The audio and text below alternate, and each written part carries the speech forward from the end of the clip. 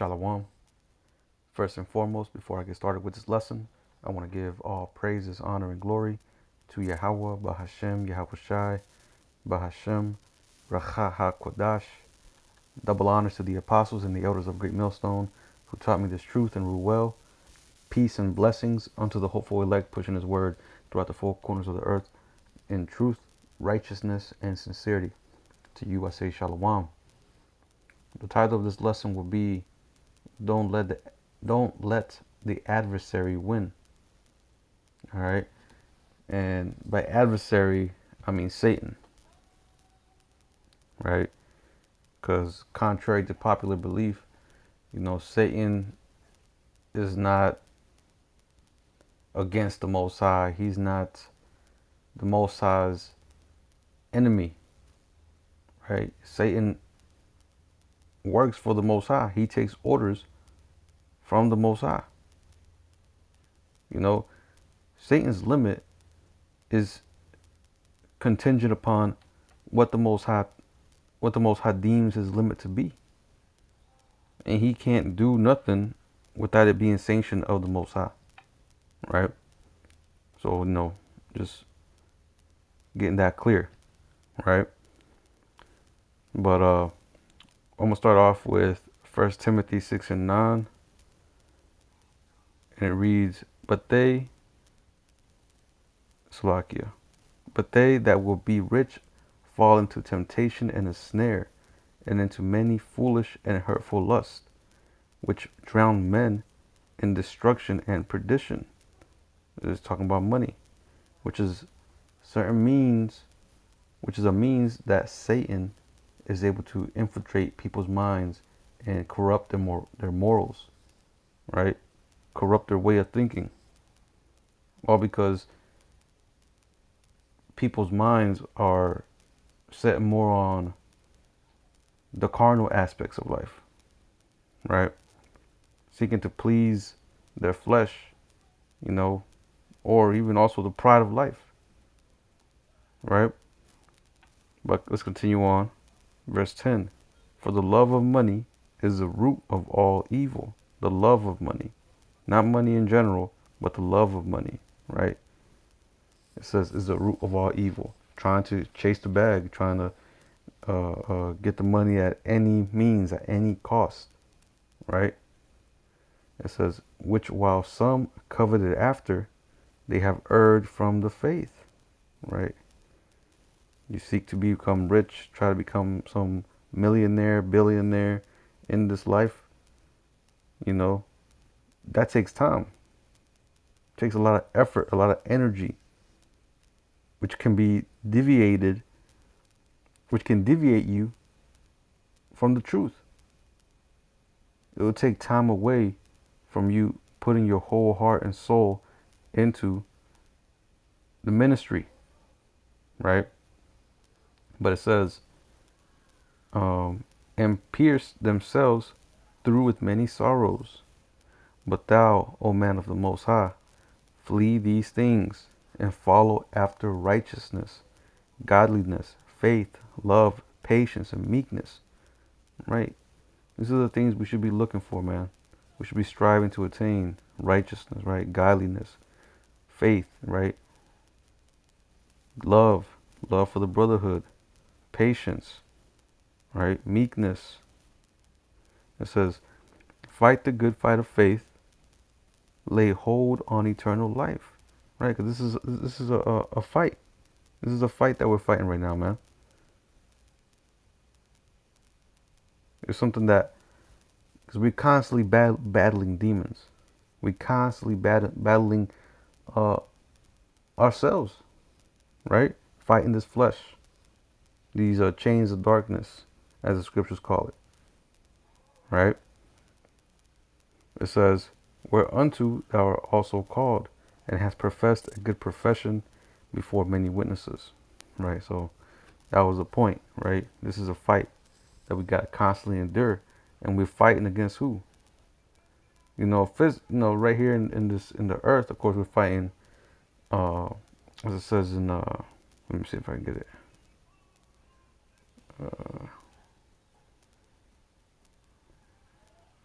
Salaki, how's it go?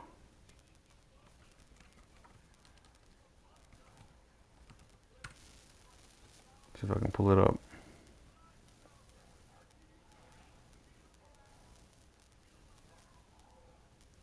Salaki, it slipped my mind. I had it on the tip of my tongue.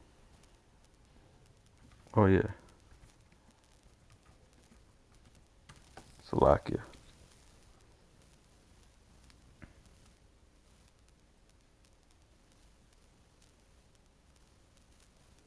Well, here's one. 2 Corinthians 10 and hold on. Oh well, it is this Salakia. This is 2 Corinthians 10 and 3. For though we walk in the flesh, we do not war after the flesh, right?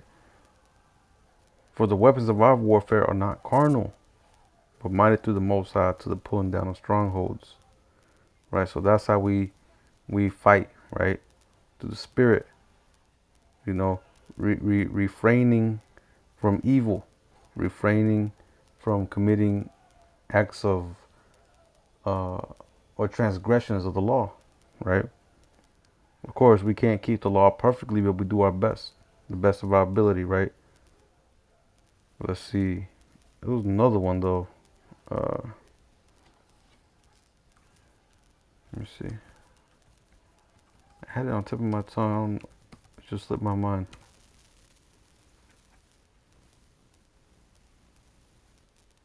Right here. Ephesians. Ephesians 6 and 12. For we wrestle not against flesh and blood, but against principalities, against powers, against the rulers of the darkness of this world, against spiritual wickedness in high places. And who is that talking about? It's talking about Esau, Edom, who is in control of the earth, who comes in the name of Satan, right? Spiritually, right? He's a physical counterpart of Satan. But all in all, we're fighting against Satan, right? Spiritual demon Satan and various demons, right? That will plague, brothers' minds, or will plague uh, uh, brothers' bodies, various means, we are being tested. We are being, uh, this is a battle that we got to endure through patience and long suffering, right? Because brothers suffer, but brothers are going through many things. Every brother has their own individual fight that is unique, right? Some brothers go through similar things, right? But we all got our own story, right? We all got our own path that we got to walk, our own thing we got to endure, right? But these are some brothers, they might have to deal with, uh, uh, demons among their family. Some brothers might have to deal with demons, over at work. Some brothers have to deal with, ailments, you know. We all dealing through things. But the point is to endure and understand that this is the conditions of this battle, right? It's not the time to get weak. It's not the time to start, you know, uh, uh, getting soft. You know, now is not the time to start, loosening up and giving up. Nah, man, now's the time to double down, go harder, right? So let's see. Let's go to Luke, because like I mentioned at the beginning of the video, I should have gotten this in the beginning, really. Luke 22 and 31. How Satan is our adversary. This is Luke 22 and verse 31. It says, and the Lord says, Simon, Simon, behold, Satan hath desired to have you, that he may sift you as wheat. Right. So Satan, let me get this word for Satan. Because ultimately, this spiritual demon Satan, he's trying to take us out of this walk that we're walking. It's almost like you're driving down a lane, right? You're driving down a certain path. The GPS is guiding you. Just consider the GPS to be the Holy Spirit. You're being guided, and there's this guy on the road that's trying to ram you off the road. That's Satan, right? trying to make you, uh, uh, uh, pull over or, steer off into the damn grass. But let's see, Satan. The word for Satan, Satanas, right? Sounds like Spanish, Satanas. Or in Hebrew would be Shatan, right? Let me see. I don't think the word is there, but the word there is Shatan in Hebrew, but it says adversary, right? One who opposes another in purpose or act, right? And Satan will come against you, right? Put thoughts in your mind, infiltrate your mind, you know, uh, uh, pretty much hurt you and give you different elements to pretty much weaken you, right? To put sow doubt in your heart, sow doubt in your mind, right? But these are things that we gotta fight, right? Sometimes Satan will uh, give you these thoughts of returning back to the world, trying to find comfort in this world, not knowing, as pursuant to Micah 2 and verse 10. Let me get this real quick before I get that. It says, "Arise ye and depart, for this is not your rest, because it is polluted, it shall destroy you, even with the sword destruction." Right? So, hey, now is not the time to find rest, right? Our rest is gonna come, but we gotta, endure what's coming first, right? You gotta put that time in, that investment. We got a brother in our camp, the brother Atazawam. He goes into ROI, right? Return on investment. And I like to bring this up because what people don't realize is we're about to receive. I mean, we know this. Brothers are in like mind, right? We understand this, that we've been investing all this time and effort, and we're about to get rewarded. We're about to get that ROI, that return on investment, and that investment is going to carry out through eternity. We're going to be able to reap from what we have sown all the way to eternity, man.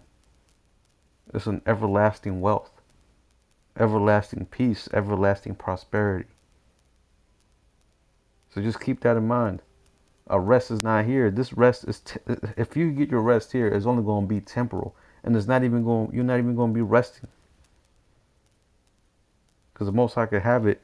I mean, you see these artists out here, for example, right? These celebrities, these rappers, all these sports players, right? All these people that so-called made it in the world. A lot of them are bugged out. A lot of them demons be plaguing their minds. They're straight tripping out here, man. We're seeing more and more, how Esau has corrupted these people by them selling out, doing all these abominable acts, you know. And now Jake's mind is all twisted and warped, and they're bugged out pretty much, right? So they ain't truly resting, even though it might seem from the outside, it might seem, you know, uh, uh, glorious and something appealing. But at the end of the day, it's all going to be for your destruction, right? These people are going to see the bitter end of that. But now, let's continue on. Let's go back to that 1 John chapter 2 and verse 16. And it reads, "For all that is in the world, the lust of the flesh and the lust of the eyes, and the pride of life is not of the Father, but is of the world." See? Let me get this in the NLT. See what it says. The hell? Hold on. 1 John 2, verse 16. In the NLT, it says, "For the world offers only a craving for physical pleasure, You see, this is the only thing that the world offers: a craving for physical pleasure, a craving for everything we see, right? You know, physical pleasure, going into, you know, committing adultery, right? Craving, that's just an example, right? A craving for everything we see, you know, people envying other people for what they got, so they go and rob them. Or you got them not that new car, or whatever the fuck model it might be, you know, motherfuckers go and rob you. So even if you're rich, you ain't truly at rest, man. You ain't at peace. You got motherfuckers that will envy you and go and kill you just because of what kind of jewelry you got on, right? This is why the kingdom is needed. But it says, and pride in our achievements and possessions, right? And that's where you see a lot of people nowadays, man. They're very prideful because they got a degree. They're very prideful because they got a business. They're very prideful because they got this and that. Oh, this new car, the new Jordans, or whatever the hell their achievements and possessions might be. You know, people are prideful of it. It says these are not from the Father, but are from this world. See? But what does it say right here? Verse 17. It says, and this world is fading away. Hey, we're seeing it. We're seeing the world fade away. And the closer we get to the end, it's going to be more evident that everybody that's attached to this world is going to fade right along this, right alongside with this world. They're too attached, right? But it says, because hey, once this world goes, the stability of this world, hey, the minds of the people that are attached to this world, the stability of their minds is going. Hey, these people are going to snap. They're going to bug out.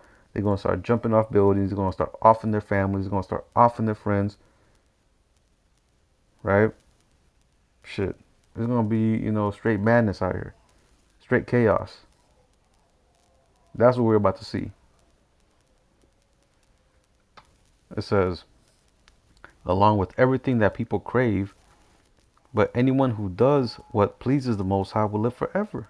And that's going to be the elect, which is important for us not to let the adversary win, not to let Satan win. Because as hey, the like the apostles always say, the victory is already written. The victory is written. So we know the elect already won. Through the scriptures, it's already written. That's how the scriptures already the scriptures already laid out. It's almost like you go into a rehearsal for a movie and you already know the good guy is gonna win. You already know the ending, right? So why is there to worry? All we gotta do is do what the Most High commanded us to do, and we'll be good, right? You gotta understand these are the conditions of the battle. We're gonna be tempted, right? Let's get this. Sirach. Sirach. Where's it at? Or Sirach or Ecclesiasticus, chapter 2, and verse 1. It says, my son, if thou come to serve the Lord, prepare thy soul for temptation. See, we got to prepare for temptation. Like I said, these are the conditions of the battle, right? We're going to be tempted. These are the fiery trials, right? Uh, where's it at? I think it's Sirach. Let me get that real quick. Actually, it's just down here, Salakia. Sirach 2 and 5, it says, for gold is tried in the fire, and acceptable men in the furnace of adversity. So that's how we're going to be made acceptable before the eyes of Yahweh Shemi Shah. The Most High right now, he's refining his men, right? Through this fire that we're going through, these fiery trials, right? So let's see, let's get another one. Let's get Revelation. Because the ultimate test is going to be that sea hit, right? Which scriptures call it the hour of temptation. Well, the MOTB, right? But what I meant to say was that time whenever Esau is going to come upon the whole earth and force people to take the sea hip, that's the time period that's called the hour of temptation. Because anybody who is still part of this world, their whole stability and feeling of false sense of safety and security is going to go out the window. So the only option they're going to have is either turning back to the Lord or turning onto Esau. But to most people, it's going to be too late. To two-thirds of Jake, it's going to be too late. So a lot of them are going to go over to Esau seeking for help. And they're going to take that sea hip. They're going to fail that test. They're going to fail uh, uh, that time of the hour of temptation, right? Now, in order for us to pass that test, hey, we gotta endure. We gotta maintain ourselves diligent in the Most High, in Yahweh Bashim Yahushua, in these scriptures, right? So let's see. This is Revelation 3 and verse 10. It says, "Because you have obeyed my command to Osalakia." Let me get this in the King James. This is Revelation 3 and verse 10. It says, "Because thou hast kept the word of my patience, I will also keep thee from the hour of temptation." Right, so exactly what I just said, because we're going to be rewarded, right? Excuse me. We're going to be rewarded for our patience and for our endurance, right? For our continual, I guess you could say, abidement, if that's even a word, in Yahweh Bashim Yahushua, right? But it says, "Because thou hast kept the word of my patience, I will also keep thee from the hour of temptation." So the Most High is going to preserve us in that time. He's not going to allow us to fall, to give in, to let Satan win, right? It says, "We shall come upon all the world." So everyone is going to feel the effect of this. Everyone is going to be tried, right? "To try them that dwell upon the earth." That's right, because a lot of people are going to know in that time. Everybody, as a matter of fact, all Jake is going to know that the MOTB is the micro C hip. Whether they believe it or not, they're gonna hear it before it comes to pass, and then they ain't gonna have no excuse. But in that time, you're gonna have Jake that's gonna know that this is that's gonna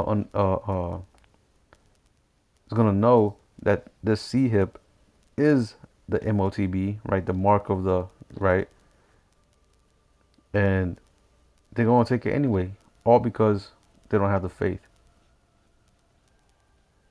right? They don't have enough faith to trust in Yahweh Bashim Yahushua. For so long, they've been leaning upon the flesh. They're going to continue to lean upon the flesh. What does the scripture say? Woe to you! I mean, woe to man who maketh flesh his arm. Right? You ain't going to be delivered through carnal means, Jake. Your only way out is through Yahweh Bashim Yahushua.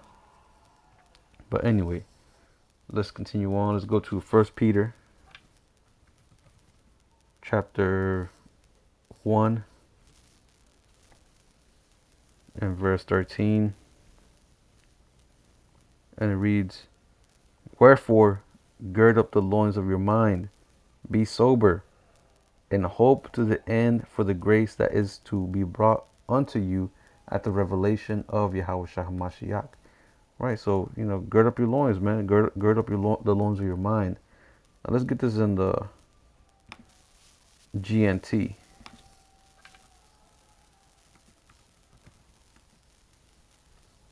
Right? Because it says, gird up your loins like the loins of your mind. This is 1 Peter 1 and 13. Where's it at? Oh, right here. It says, "So then, have your minds ready for action. Keep alert and set your hope completely on the blessing which will be given you when Yahweh Shah HaMashiach is revealed. Right, so keep your minds ready for action, man. Hey, be ready for anything. To the spirit, be ready for anything. Attacks of Satan, right? Temptation, all these things. Be alert. Be ready, right? And being ready means being, again, being, I don't know how to word this. It's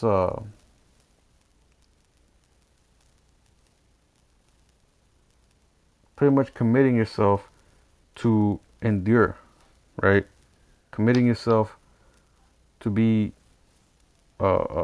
ready to accept any kind of challenge, right? No matter how difficult it will be.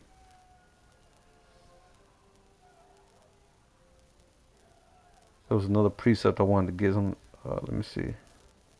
What's on my mind? Uh, how does it go? First Corinthians, yeah, First Corinthians, chapter 10.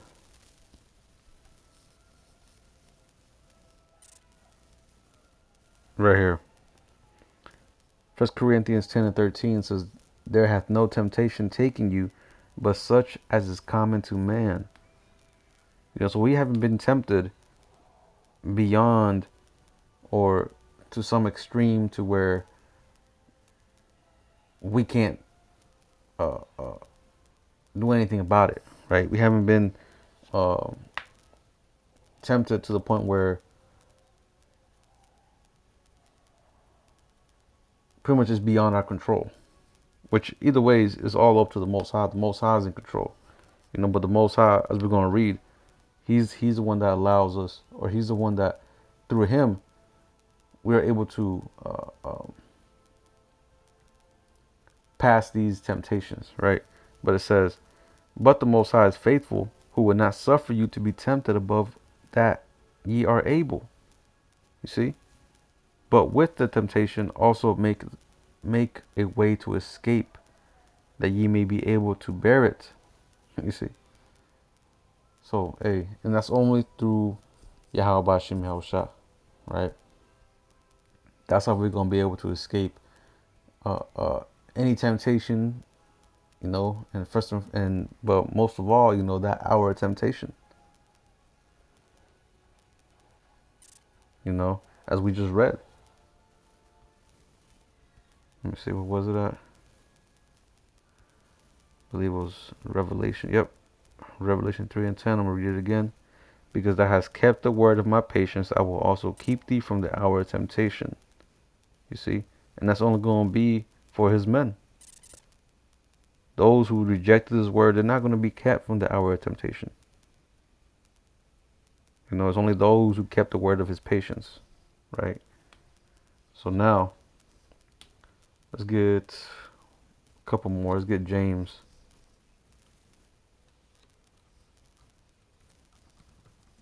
chapter 1 and verse 12. And it reads, "Blessed is the man that endureth temptation, for when he is tried, he shall receive a crown of life, which Yahweh hath promised to them that love him." Right? We're going to receive crowns, man. It's going to be a coronation whenever a coronation ceremony whenever Yahweh Shah returns, right? And the elect get beamed up after, of course, after the destruction of America. It's gonna be a crowning ceremony where all, 144,000 in the elect, hey, they're gonna receive that crown of life. But it says, Slovakia, it says, "Which the Lord hath promised to them that love him." So that's pretty much it. I thought that was more. Let's get Romans 13 in verse 11. It says, and that knowing the time, that now is the high time to awake out of sleep, for now is our salvation nearer than we believed." You see? So, hey, now is not, like I said, now is not the time to start getting weak, start getting slow, start getting comfortable. Now's the time to you know, go harder. We're seeing what's going on around the world. We're seeing that, everything that's happening. Prophecy is speaking. Salvation is close, man. We're right at the door. This is the only way out. This is the only solution. This is the only way. Why give it up for some whatever it is, right? Some measly dollars, a bullshit job, or trying to attain fame and glory, especially on this side. We're gonna be glorified through the spirit and power of Yahweh Shem Yahushua in the kingdom. And like I said, hey, like I mentioned earlier, the ROI, the return on investments. Hey, we're gonna receive an eternal weight of wealth, glory, dominion, power, peace. That's what I'm waiting for, man. Peace, man. All that too, but man, more and more further, man, things start progressing, man. Really, what I want is some peace, peace and quiet. True peace, though. Where my mind can be clear and worry free, man. Because even though we still, even though we do got Yahweh Shemi Hashah on the back, we still in this flesh. Sometimes, the scriptures tell you, a man falleth 7 times but getteth back up. A righteous man falleth down 7 times but getteth back up, right? Sometimes, we get a little weak, but we got to catch ourselves when that happens, right? Let's get another one. Oh, actually, we'll close it out with this one. I just wanted to read this. Verse 12, it says, "The night is far spent, the day is at hand. Let us therefore cast off the works of darkness, and let us put on the armor of light." See? So let's get rid of the old man and put on the new man through the spirit and power of Yahweh Shem Yahushua. Right? The armor of light being this word, this truth, which is going to guide us through those times, through difficulty, through hardship. Right? You can't do this on your own, Jake. You got to come back to your power. All right? That's the only way to combat the spiritual demon Satan. Only way to combat temptation. Right? So yeah, man, that was pretty much the topic. That was pretty much all I had. Don't let the adversary win, man. Don't let Satan win. Because as we just read, he's desiring to sift you as wheat. As a matter of fact, I'll finish it off. I'm gonna read that one more time, but I'm gonna read it in the NLT.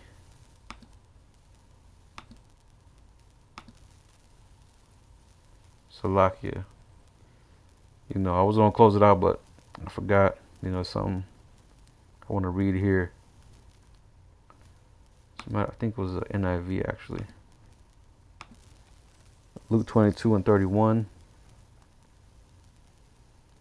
in the NIV. It says, "Simon, Simon, Satan has asked to sift all of you as wheat." And this key here when it says asked. Satan has asked. Who did he ask? The Most High. Right? Because again, like I said, contrary to popular belief, Satan works for the Most High. He's a left-hand angel. Right? Satan did not rebel and the Most High cast him down and all this and that. No. You err not knowing the scriptures. But anyway, it says, "Simon, Simon, Satan has asked to sift all of you as wheat." Right? Because that's what he's doing now. Satan is trying to sift the elect. That's his job. To tempt you. To try to steer you off course. But it ain't gonna happen. not to the elect, right? But we don't know who the elect are. That's why we gotta remain diligent, right? Continue to endure all the way to the end. That's what we're gonna find out when who are the elect, right? So anyway, with that, I pray this lesson was edifying. I'm gonna go ahead and close it out by giving all praises, honor, and glory to Yahweh, Bahashem, Yahweh Shai, Bahashem, Racha HaKodash. Double honors to the apostles and the elders of Great Millstone who taught me this truth and rule well. Peace and blessings unto the hopeful elect pushing his word throughout the four corners of the earth in truth, righteousness, and sincerity. Until the next time, I'm going to say Shalom.